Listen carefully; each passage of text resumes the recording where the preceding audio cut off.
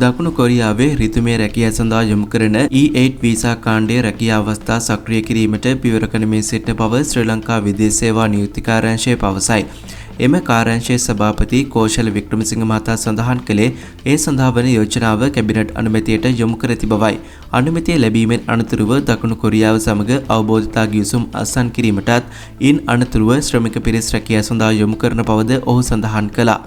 දැනට දකුණු කොරියාවේ ප්‍රාන්ත 4ක් සමග අවබෝධතා ගිවිසුම් අත්සන් කිරීමට අවශ්‍ය කටයුතු යොදා ඇති අතර මේ මාස 10 වන දින අවසන් වන විට ඊට අත්සන් කිරීමට හැකි වනු ඇතැයි ඔහු විශ්වාසය පළ කරනවා.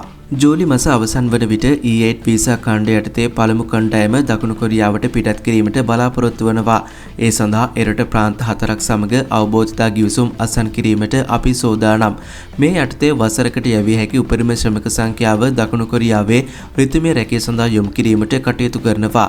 රජයෙන් පමණයි බඳවා ගැනීම සිදු කරන්නේ. පෞද්ගලික අංශයට ඒ සඳහා බඳවා ගැනීමට අවසර නැහැ.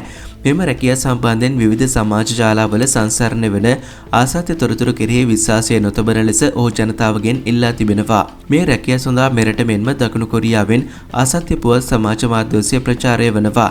මෙම රැකියාව ශේෂ්ත්‍රය රජය විසින් අත්හැර දමා ඇති බවත් මේ ක්‍රියාත්මක නොකරන බවටත් ඔවුන් විසින් ප්‍රචාරණය කරනවා.